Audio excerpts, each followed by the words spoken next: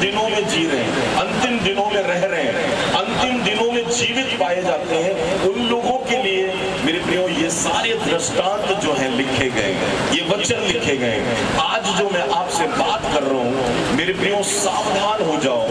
4 बातें हैं जो आपको स्वर्ग जाने से रोक सकती हैं, आपकी ब्लेसिंग पाने से आपको रोक सकती है। आपके आत्मिक जीवन में 4 बातें ऐसी हैं जो आपको आत्मिक जीवन में बढ़ने से रोक सकती है, आपके जीवन में अभिषेक के स्तर को खत्म कर सकती है। मेरे प्रियो, इसलिए मैंने आपसे कहा कि सावधान हो जाओ। 4 ऐसी बातें हैं जो आपको स्वर्ग जाने से, ब्लेसिंग लैंड में पहुंचने से आपको रोक देंगे। क्या आप चाहते हैं स्वर्ग जाने से आप चूक जाएं? क्या आप चाहते हैं कि आपकी लाइफ में वो ब्लेसिंग जो आप चाहते हो कि आपको मिले वो ना मिले?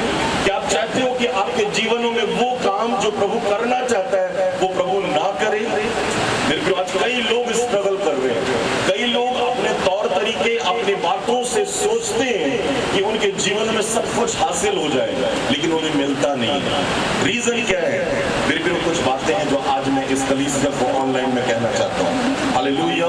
मेरे प्रियो, परमेश्वर इस बात को मेरे जहन में डाला, मेरी आत्मा में डाला, और उसने कहा अपने लोगों को सिखा कि सावधान रहें इन अंतिम दिनों में कि परमेश्वर के राज्य में प्रवेश करने से ना चूक जाएं, और अपने विश्वास को वो थामे रहें ताकि वो जो है स्वर्गीय राज्य में प्रवेश कर सके। हालेलुया। इसलिए आज मैं जो बातें आपको बता रहा हूँ ये हमेशा अपने जीवनों में याद रखें जो मैं आज आपको बताने वाला हूँ। आमीन। और ये जो बातें हैं आपको परमेश्वर के उपस्थिति से दूर कर सकती है, स्वर्ग जाने से रोक सकती है, आपकी आशीषों को पाने से रोक सकती है। और ये 4 बातें हैं जो आपके जीवन में मेरे प्रियो भूचाल और भंडोल को भी ला सकता है। और ये 4 बातों से यदि आप बच गए तो मेरे प्रियो 100% आप ब्लेसिंग लैंड में जाओगे, आप स्वर्गीय राज्य में जाओगे। और ये 4 बातों से निकलना बहुत ज्यादा जरूरी है। हालेलुया। सबसे फर्स्ट बात जो हमें स्वर्ग जाने से रोक सकती है, स्वर्ग में पहुंचने से, अपने आशीषित जीवन जीने से रोक सकती है, मेरे प्रियो 6वें पद में लिखा हुआ है। ये हमारे लिए दृष्टांत ठहरी है कि जैसे उन्होंने लालच किया वैसे हम बुरी वस्तुओं का लालच ना करें। आप बोलेंगे कि मैं बाइबल पढ़ता हूँ, दुआ करता हूँ, चर्च आता हूँ, बपतिस्मा मैंने लिया है, तो आप 10 अध्याय के कुछ पहले पदों को मैं आपको पढ़ा के दिखाना चाहता हूँ। हे भाइयों, मैं नहीं चाहता कि तुम इस बात से अनजान रहो कि हमारे सब बाप दादे बादल के नीचे थे और सब के सब समुद्र के बीच में से पार होकर गए। सबने बपतिस्मा लिया, बादल के थ्रू, समुद्र के थ्रू। सब प्रभु की आज्ञा को भी मानते थे, सब प्रभु के साथ में भी थे। बाइबल में लिखा है 2 पद में, सबने बादल में और समुद्र में मूसा का बपतिस्मा लिया और सबने एक ही आत्मिक भोजन किया और सबने एक ही आत्मिक जल पिया, क्योंकि वे उस आत्मिक चट्टान में से पीते थे जो उनके साथ साथ चलती थी, और वह चट्टान मसीह था। परंतु परमेश्वर उनमें से बहुतों से प्रसन्न ना हुआ, इसलिए वे जंगल में क्या हो गए? ये दुनिया एक जंगल है और जंगल में आप चल रहे हो, और आप जितना प्रभु में मजबूत रहोगे उतना आप जो है तैयार होगे स्वर्ग जाने के लिए, अपने ब्लेसिंग लैंड पहुंचने के लिए, अपने उत्तम उपस्थिति में प्रभु के जाने के लिए, मेरे प्रिय अपनी महिमा को पाने के लिए आप जितना मजबूत रहोगे वैसे आप पहुंच पाओगे। हालेलुया। इसलिए आज हमको देखना है जो गलतियां इस्राएलियों से हुई थी वही गलतियां कहीं हमसे तो नहीं हो रही है, वही काम हम तो नहीं कर रहे हैं। जब वो चूक गए तो हो सकता है कि ये गलतियां यदि हम कर रहे हैं तो हम भी चूक जाएंगे। हाँ या ना? हम भी चूक सकते हैं, हम भी रुक सकते हैं, हमारी आशीषें भी रुक सकती हैं। इसलिए आपको इस बात को ध्यान देना है कि मुझे बचना कैसे है। तो मैं आज जो बात आपको बता रहा हूँ, पहली बात जो 6वें पद में लिखा हुआ है, ये सारी बातें जो घटना घटी थी, ये दृष्टांत है, एक उदाहरण है, एग्जाम्पल है, जो हमको याद रखना है। उनके साथ जब हुआ तो हमारे साथ भी होगा। तो हम बचे कैसे इन चीजों से, ये भी आज हम देखेंगे। हालेलुया। मेरे प्रियो, फर्स्ट बात मेरे प्रियो, अपनी लाइफ से लालच के आत्मा को दूर करो। किसके आत्मा को? क्या सोचते थे इस्राएली? ये लालच का आत्मा उनके अंदर क्यों आ गया था? क्या रीजन था उनके अंदर में कि वो लालच में गिर गए और ये उनके लिए पाप गिना गया और पाप जो है उन्हें परमेश्वर से दूर कर दिया। क्या रीजन था कि वो लोग लालच में इतने गिरने के बाद भी मेरे प्रियो प्रभु को पुकार नहीं पाए और मेरे प्रियो समझ नहीं पाए कि लालच जो है एक बीमारी है, लालच जो है एक पाप है और लालच के कारण से उनके जीवनों में वो कभी भी प्रभु की महिमा को नहीं देख पाए। आइए हम लोग देखेंगे, निकालेंगे गिनती की पुस्तक उसका 11 अध्याय और 4 पद। गिनती की पुस्तक उसका 11वां अध्याय 4 पद को जल्दी जल्दी हम लोग निकालेंगे, माइक पर पढ़ेंगे और समझे। यदि आप बोलेंगे कि लालच सिर्फ वस्तुओं से चीजों से होती है, मेरे प्रियो आज इस बात को समझेंगे हम लोग। क्या लिखा? फिर जो मिली जुली भीड़ उनके साथ थी वह कामुकता करने लगी और इस्राएली भी फिर रोने और कहने लगे हम मांस खाने को कौन देगा हम वे। इसमें पूरा XYZ आप पढ़ लीजिए मेरे प्रियो। ये लोग जो है भोजन का लालच इनके अंदर में आ गया और भोजन भी आपके लिए लालच का कारण बन सकता है, आपकी ब्लेसिंग को रोक सकता है। यदि आपके जीवन में वो लालच है जो आप सोचते हो कि भोजन के द्वारा मुझे नहीं मिल सकता, भोजन करे बिना मैं रह नहीं सकता, भोजन करे बिना मैं जी नहीं सकता, मैं प्रभु के साथ में बढ़ नहीं सकता, मुझे भोजन चाहिए, तो भोजन भी आपके जीवन में रुकावट बन सकता है। जब एसाव के जीवन में मेरे प्रियो वो भोजन उसके अधिकार को छीन सकता है, तो भोजन आपके जीवन में आत्मिकता को भी बर्बाद कर सकता है।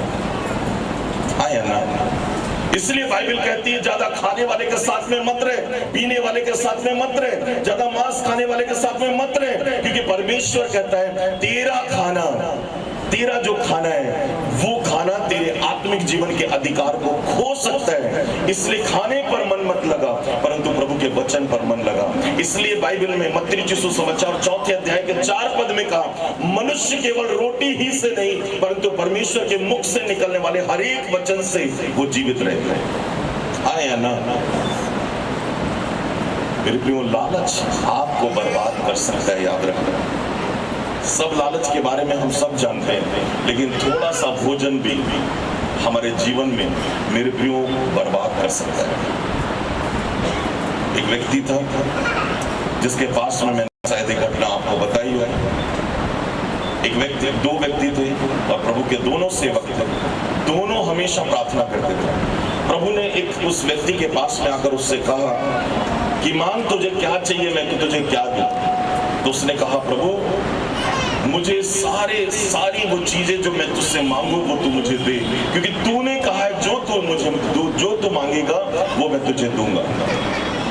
तो प्रभु ने उससे कहा, ठीक है, मैं तुझे जो देना चाहता हूँ, जो तू मांगेगा मैं तुझे क्या करूंगा, दूंगा। और उसने कहा, प्रभु कि मुझे एक घर चाहिए, सुंदर डबल स्टोरी बंगला। उसने कहा कि प्रभु ने कहा कि ठीक है, लेकिन एक शर्त है, जो तुझे दूंगा वो तेरे छोटे पास्टर को भी दूंगा और उसको दुगना दूंगा, तेरे को 1 गुना दूंगा। मेरे प्रियो बोला कि ठीक है, कोई बात नहीं, मेरे पास घर नहीं है, मैं मांगता हूँ। और मेरे प्रियो वो व्यक्ति मांगने लगा और प्रभु से कहा, प्रभु मुझे घर चाहिए। तो उसको प्रभु ने एक घर दिया, लेकिन बाजू वाला जो छोटा सेवक था उसको उसने 2 घर दिया। प्रभु से कहा, प्रभु मुझे 4 व्हीलर चाहिए। प्रभु ने उसको 4 व्हीलर दिया। बाजू वाले को 2 4 व्हीलर दिया। प्रभु से कहा, प्रभु मेरे घर में सोना चांदी प्रॉपर्टी आ जाए, कितना? उसने कहा कि प्रभु एक उत्तम भाग मुझे मिले। उसने कहा ठीक है, लेकिन तेरे बाजू वाले को दुगना मिलेगा। उसने कहा कि प्रभु इतना सब चीज दे रहा है, वो टेंशन में आ गया कि मैं तो उतना ही का उतना हूं, लेकिन मेरा बाजू वाला जो सेवक है वो तो मेरे से दुगना बढ़ रहा है। तो प्रभु के पास में वो गया और जाकर कहने लगा, प्रभु मैं जो मांगूंगा आप देते जा रहे हो, तो मैं तो तुझसे कुछ और मांगना चाहता हूँ जो उत्तम है। तो बोला कि जो तू मांगेगा उसका दुगना मैं उसको दूंगा। मेरे प्रियो वो अंदर गया और जाने के बाद प्रार्थना किया। प्रभु ने कहा, प्रभु मेरे एक हाथ को तोड़ दे।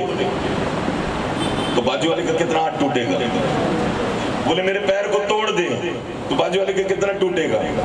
हम कई बार ऐसे लालची बनते हैं कि दूसरों को बढ़ता हुआ देखकर हम खुद कुड़कुड़ाते हैं। हम खुद लालच में इतना पड़ जाते हैं और हमारी प्रार्थनाएं स्वार्थ रहित होती हैं जब दूसरों को हम देखते हुए। मेरे प्रियो, प्रभु ने जो आपको दिया है, जैसा बनाया है, जैसा रखा है, जितना दिया है, उसमें यदि आप संतुष्ट रहते हो तब परमेश्वर आपको बढ़ाता है। हालेलुया। पौलुस कहता है संसार और संसार की बातें मेरे लिए कूड़ है, मैं इन पर कोई नजर नहीं रखता, कोई वैल्यू नहीं रखता मेरी नजर में। मेरे लिए तो भला ये है कि जो मुझे सामर्थ देता है उसमें मैं सब कुछ। हालेलुया। लालच आपके जीवन में आपको बर्बाद कर सकता है। लालच हो तो सिर्फ एक बात का, वो है आत्मिक आशीषों का लालच रखो। प्रभु और चाहिए, और चाहिए, और चाहिए, मुझे रुकना नहीं है परंतु मुझे बढ़ना है। हालेलुया। अभिषेक का लालच रखो, आत्मिक चीजों की लालच रखो। बाइबल में यदि आप पढ़ो, निकाल कर यदि पहले कुरिन्थियों का 12वां अध्याय और उसके पहले पद को यदि आप खोलकर पढ़ें जल्दी से।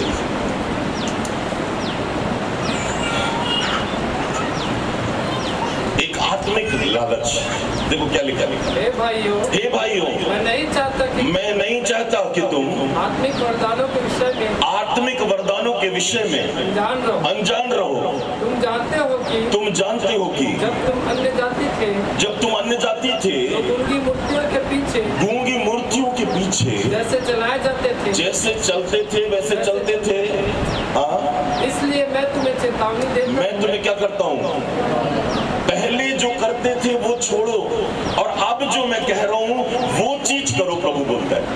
तो 14 अध्याय के पहले पद में देखो अद्भुत बात लिखी। पहले जो करते थे उसको छोड़ो। पहले हम लालच करते थे, बुराई करते थे, हम लोग किसी को देखकर हम लोग के अंदर में जलन होता था। प्रभु कह रहा छोड़ो उसको, लेकिन अब जो करो वो क्या करो। 14 अध्याय के पहले पद में प्रेम का अनुकरण करो, प्रेम का अनुकरण करो और आत्मिक वरदानों के भी आत्मिक वरदानों के धुन में रहो। धुन रहे तुम्हारे अंदर में, जुनून, एक लालच रहे तुम्हारे अंदर कि मुझे और चाहिए, और चाहिए। और वो और जो है प्रभु इससे प्रसन्न होता है। हालेलुया। जब आत्मिक बातों में आप बढ़ते हो इससे परमेश्वर प्रसन्न होता है और वो आपको देता जाता है, देता जाता है, देता जाता है, देता जाता है और आप उन्नति करते जाते हो, करते जाते हो। और मेरे प्रिय, सोच कर देखो, मैं इस बात को अपनी पत्नी के साथ में शेयर कर रहा था, अपनी टीम के साथ में बैठा था, मैं शेयर कर रहा था। मैंने कहा कि प्रभु की वो सामर्थ्य जो चेलों के ऊपर थी, वो अभिषेक जो चेलों के ऊपर में था, इन दिनों में दिखाई नहीं देता। इन दिनों में वो मसा, वो सामर्थ्य दिखाई नहीं देता, क्योंकि उस समय में वो लालच नहीं रखते थे। काय का? पैसों का, खाने का। क्या बोले पतरस चेले? बोले खाना पिलाना तुम्हारा ठेका है, मेरा नहीं है। मेरा काम सिर्फ क्या है?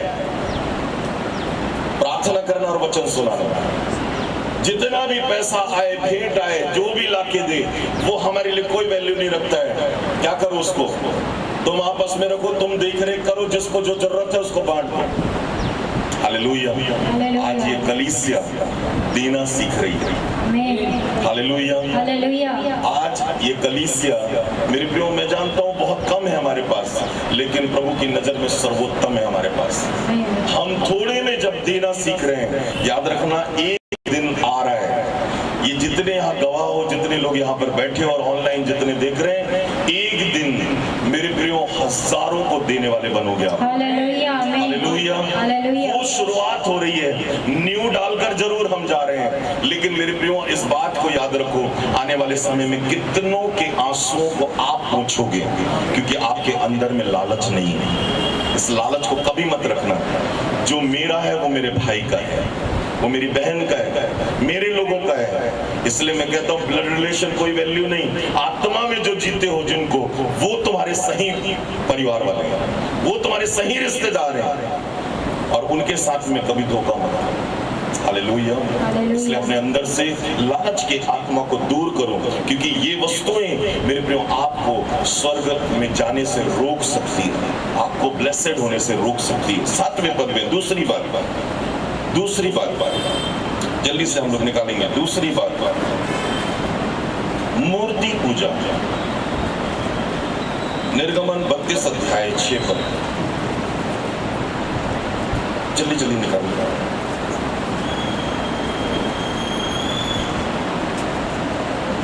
और दूसरे दिन लोगों ने भोर को उठकर होमबलि चढ़ाए और मेल बलि ले आए, हाँ फिर और बैठकर खाया पिया और उठकर खेलने लगे।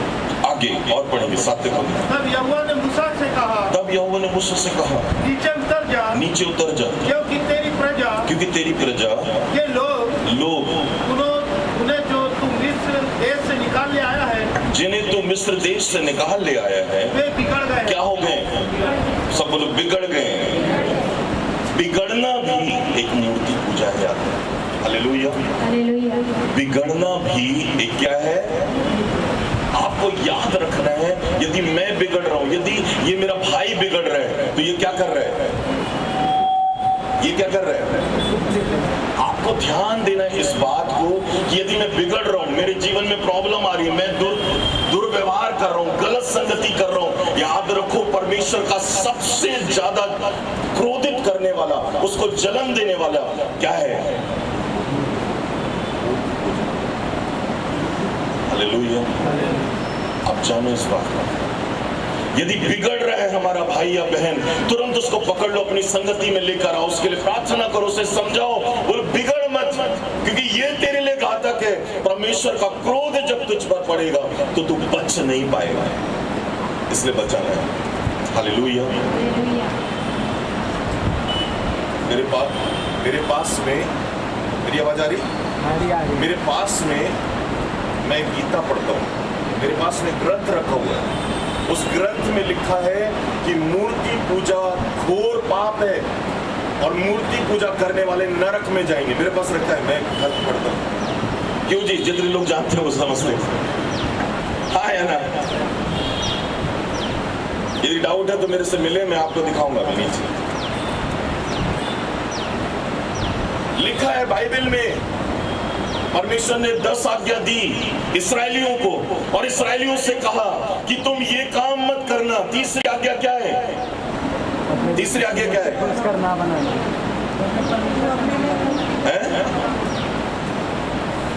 20 अध्याय निकाल लो वहीं से, 32 अध्याय है। पहली आज्ञा क्या है? दूसरी आज्ञा क्या है? अपने माता पिता का। सब डॉक्टर लोग हैं मेरे यहाँ पे बाइबल के।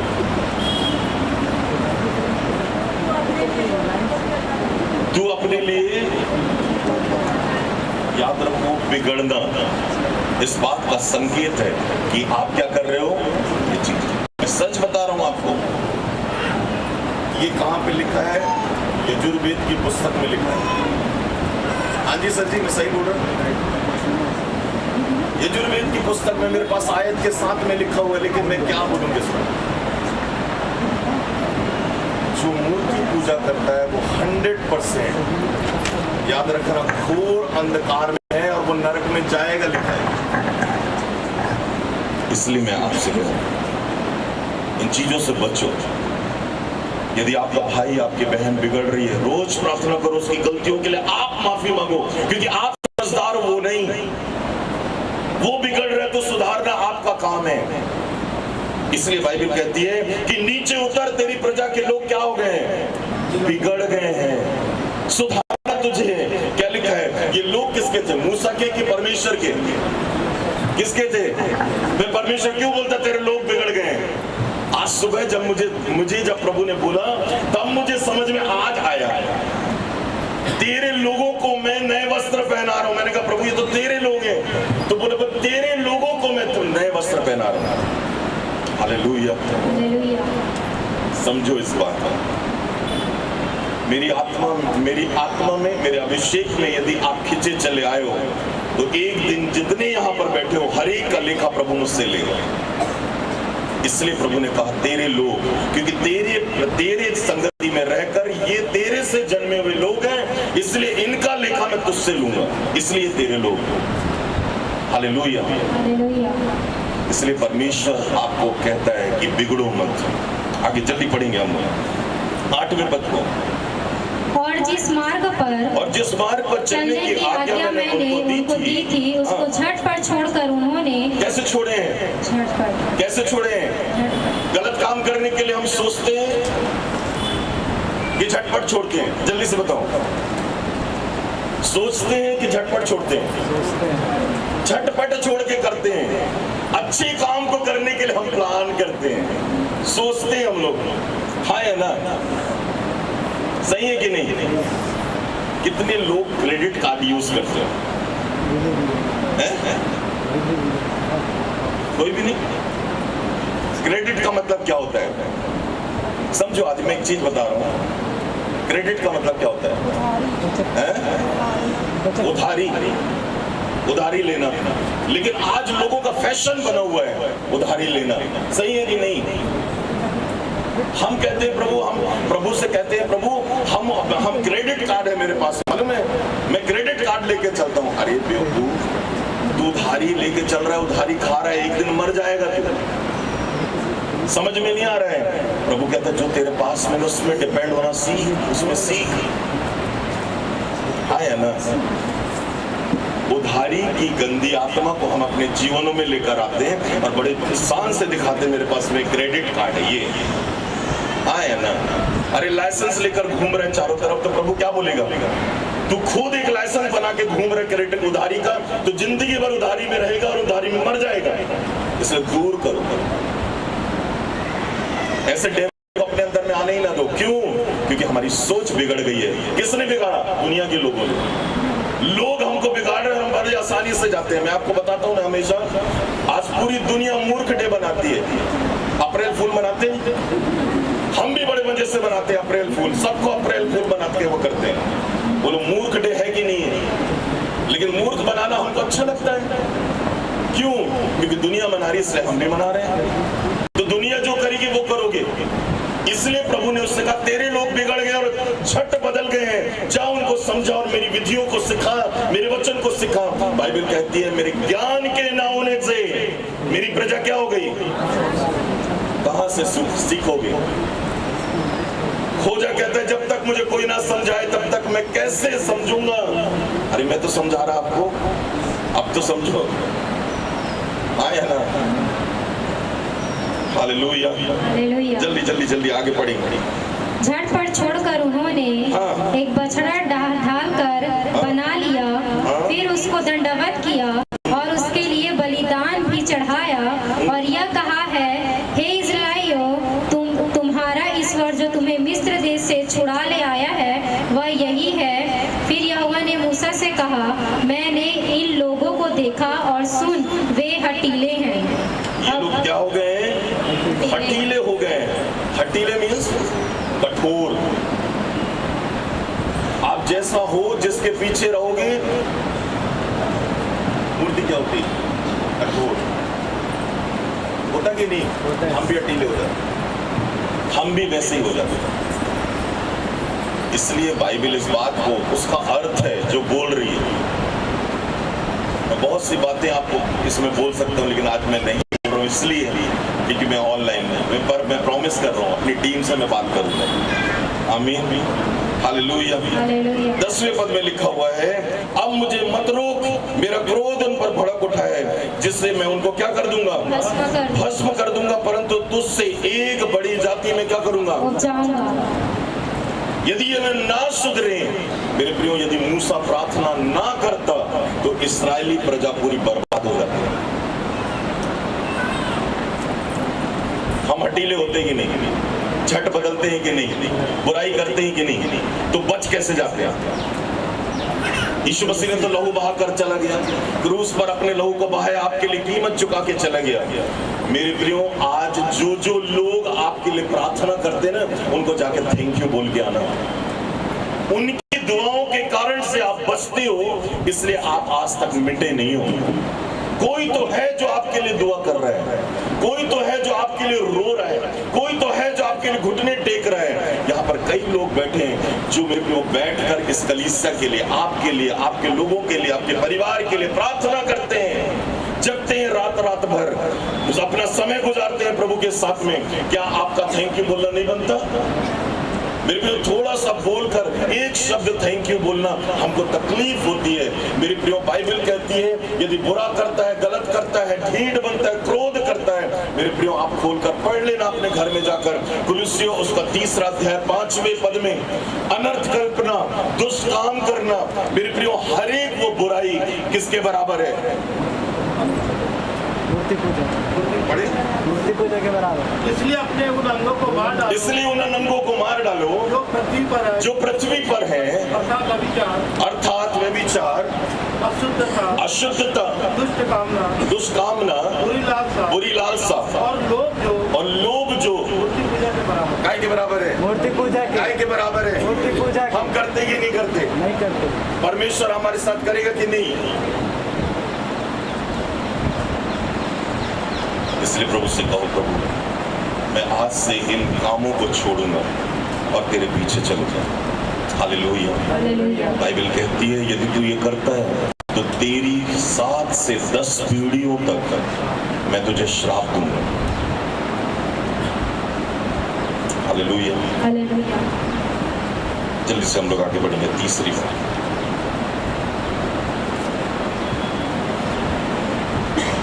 8वें पद में, ना हम व्यभिचार करें जैसे उनमें से क्या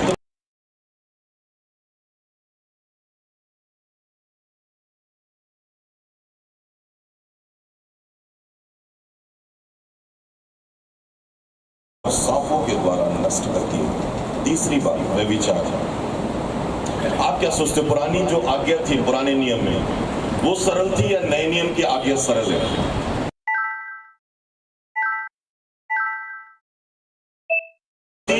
या नए नियम की आज्ञा सरल है? परमेश्वर ने कहा था व्यभिचार मत करना। यदि किसी लड़की या किसी स्त्री के साथ में तो कुकर्म करे, या लड़की किसी पुरुष के साथ कुकर्म करे, तो उसको पत्थरों से मार दिया जाए, करे तब। लेकिन नए नियम में बाइबल कहती है यदि तूने सोचा भी, और तेरे लिए क्या हो जाएगा, ये पाप हो जाएगा और तुझे दंड मिलेगा। बताओ इजी कौन सा? पुराना नियम है? सही है कि नहीं? तो ऐसा क्या किया था इस्राएलियों ने जो कनान देश में नहीं पहुंच पाए, अपने प्रॉमिस लैंड में नहीं पहुंच पाए? और यदि आप ये करते हो और गलत सोचते हो, गलत चीजों से अपने दिमाग में, अपने माइंड में रखते हो, तो आप कैसे स्वर्ग जाने से रुक सकते हो? मेरे प्रियो, आज हम देखेंगे। निकालो मेरे साथ में गिनती की पुस्तक उसका 25वां अध्याय, गिनती की पुस्तक उसका 25 अध्याय।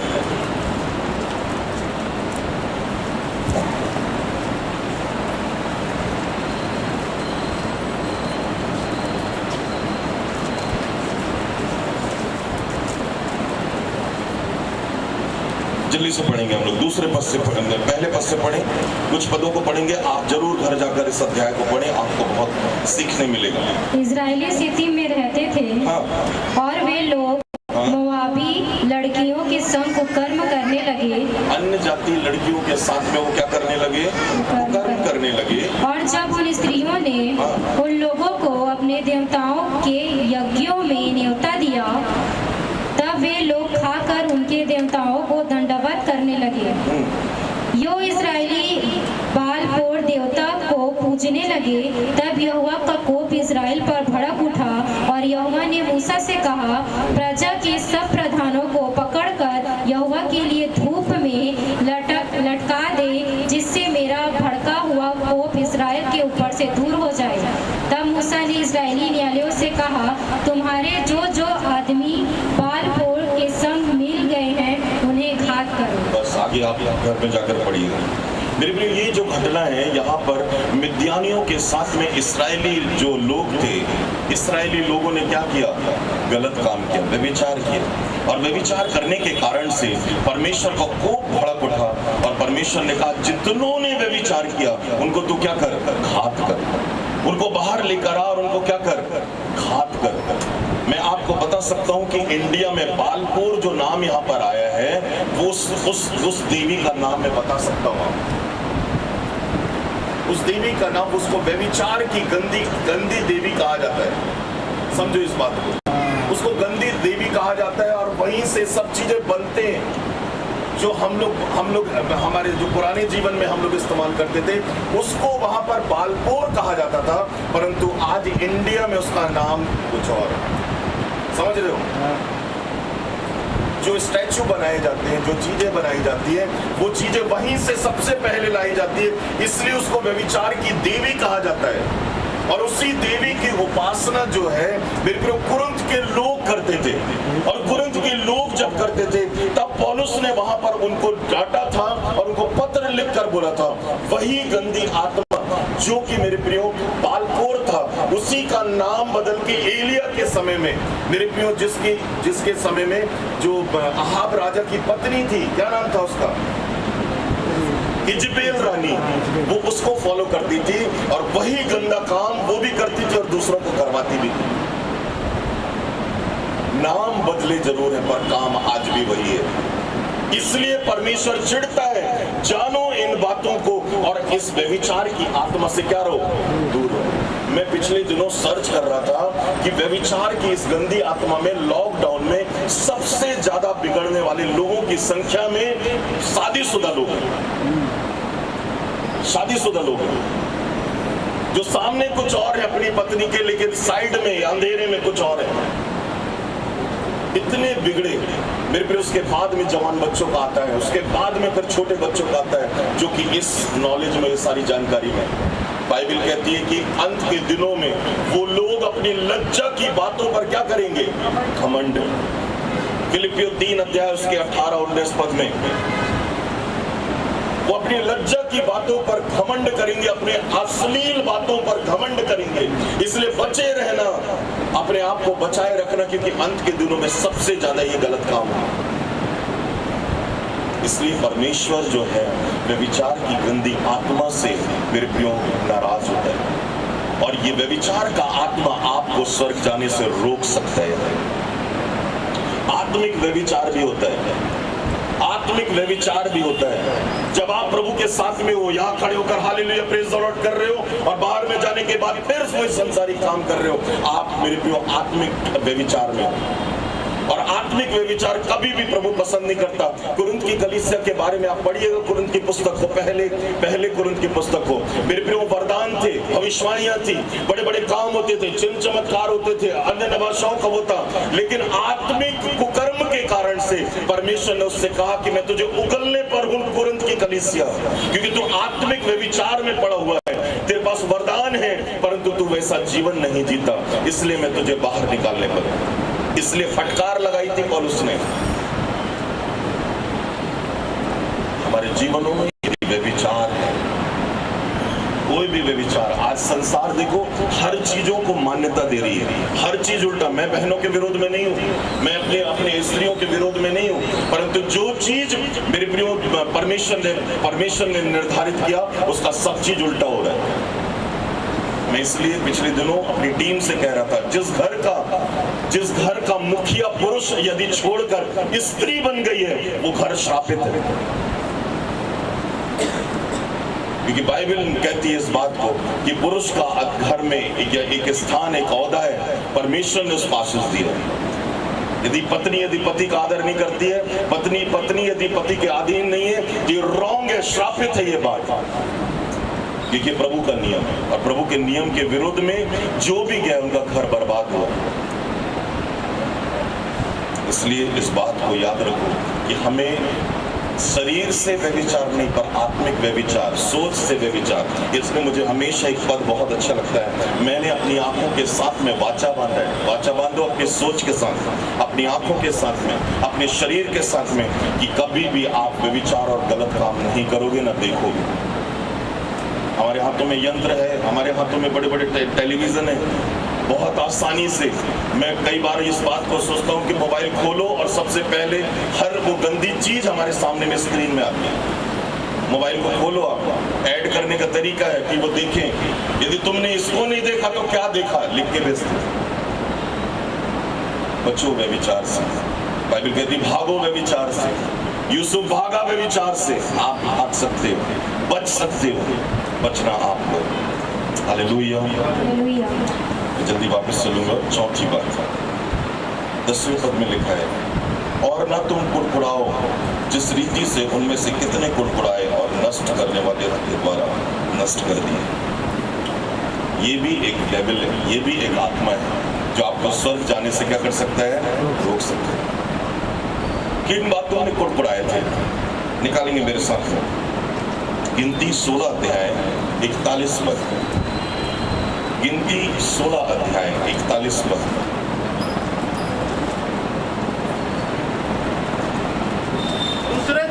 दूसरे दिन इस्राएलियों की सारी मंडली, हाँ, इस्राएल की सारी मंडली यह कहकर मूसा और हारून पर बुड़बुड़ाने लगी कि यहोवा की प्रजा को तुमने मार डाला है।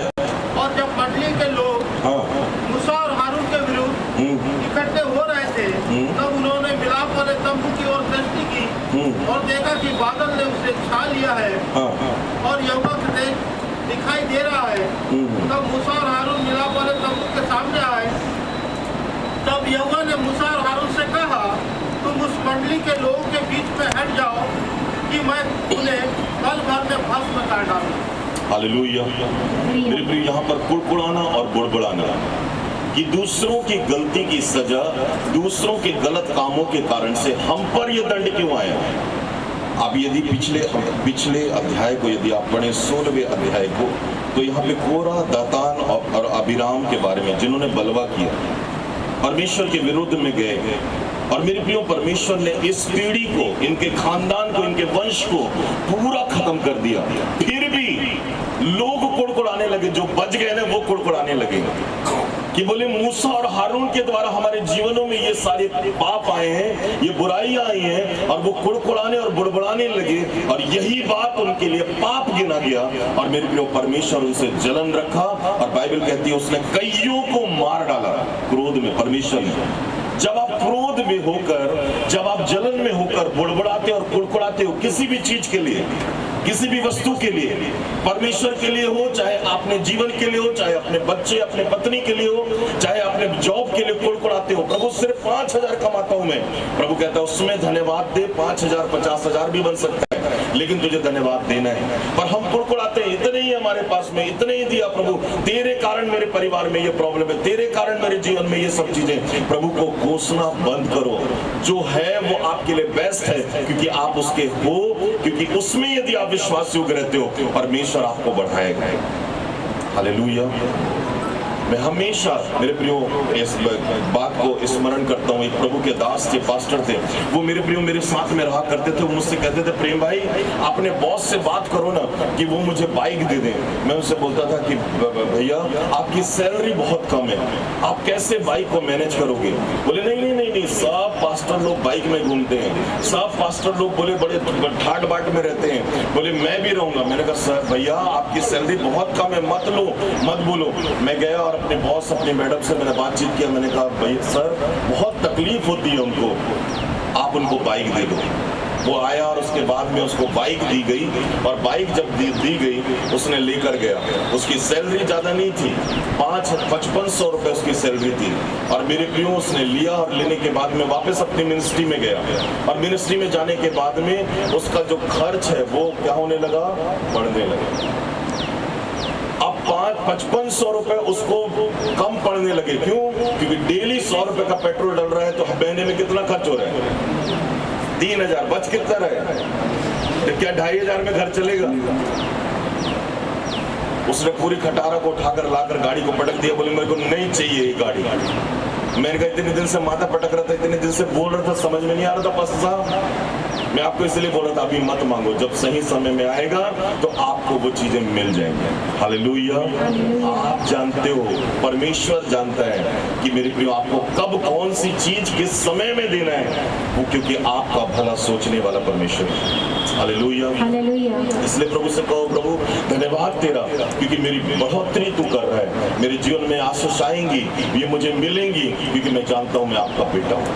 आमीन। और जब आप उससे कहते हो मेरे प्रियो आपकी बढ़ोतरी करता है। हमारे बीच में रतन भैया, प्रभु ने उनके स्रोत को बढ़ाया, उनके कामों को बढ़ाया, और आज उनको ब्लेस किया। हालेलुया। आज वो कर सकते हैं, इसलिए उनके पास में है। हमारे बीच में कई ऐसे लोग हैं, मैं एग्जांपल दे सकता हूं जिनके बारे में उनके पास स्रोत है, वो कर सकते हैं, इसलिए उनके पास में है। प्रभु उनको दे रखे कि वो थोड़े में विश्वास योग्य रहे, इसलिए परमेश्वर उन्हें बहुतों में बढ़ा रहे। आने वाले समय में मैंने प्रभु से मैं प्रार्थना कर रहा था कि प्रभु मैं जिस लैंड में हम लोग जा रहे हैं वहां पे हजारों में गाड़ियां खड़ी रहे। मैंने दर्शन में आत्मा में देखा और मैंने कहा कि प्रभु वहां पर गाड़ियों की 4 व्हीलर की लाइन लगी हुई है। मैंने कहा प्रभु धन्यवाद। उसके बाद 1 हफ्ते बाद मेरे को चित्रंजन भैया ने बोला भैया वहां जब लैंड बनेगा तो पार्किंग की व्यवस्था अपन रखेंगे और नीचे में गाड़ियों को खड़े करने का हम लोग रखेंगे ताकि लोग वहां पर आए और अपनी गाड़ियों को नीचे रख सकें। हालेलुया। मेरे प्रियो, जब 1 से 2 जब हम होते जाते हैं, जब उस फेथ में, उस प्रार्थना में, उस आंसर में एक होते जाते हैं, याद रखो हमारे पक्ष में स्वर्ग खड़ा होने लगता है। स्वर्गदूत कभी हमारे चर्च में कोई 4 व्हीलर आकर खड़ा होगा, कोई के पास में जब मैं वहां पे खड़ा था, मैं सरोज दीदी की फर्स्ट गाड़ी वहां कर खड़ी हुई। मैंने कहा प्रभु बेस्ट है मेरे लिए, क्योंकि मैं जानता हूं कि ये गाड़ियां जो आज आना चालू हुई है आने वाले दिनों में बढ़ेंगी।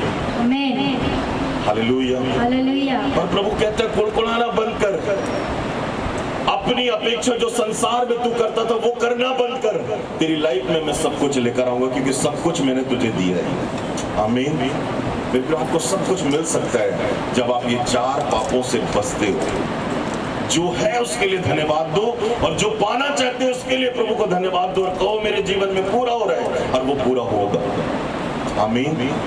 यदि मेरे प्रियो बाइबल के हिसाब से, मेरे प्रियो यदि हम बाइबल में देखें और मेरे प्रियो बाइबल को हम पढ़ें, तो अब्राहम के जीवन में ना कुछ से परमेश्वर ने उसको सब कुछ बनाया, तो आपको भी ना कुछ से सब कुछ बनाने की ताकत वो रखता है।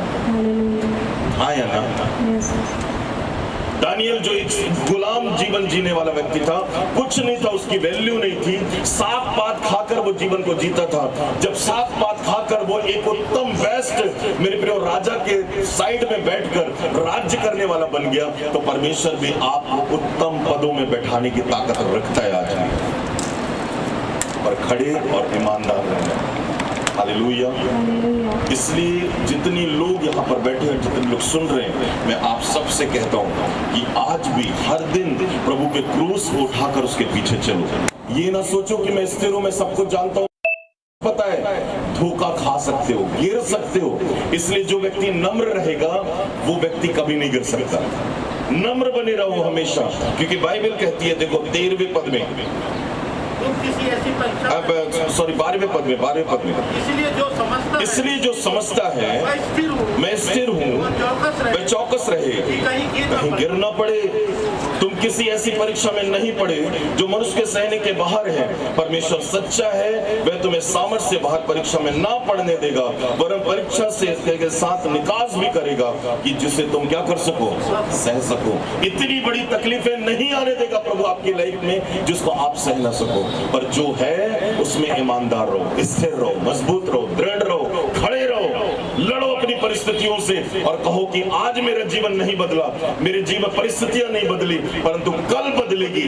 पर मैं कुड़कुड़ाऊंगा नहीं, लालच नहीं करूंगा, क्रोध नहीं करूंगा, मूर्ति पूजा नहीं करूंगा, व्यभिचार नहीं करूंगा। ये गंदे काम मेरे जीवन में कभी आएंगे नहीं, क्योंकि मैं जानता हूं कि मेरे जीवन के लिए उत्तम क्या है। मैं जब प्रभु के वचन में, उसकी आज्ञा में अड़े और खड़े रहूंगा तो मेरे जीवन में आशीष आएगी।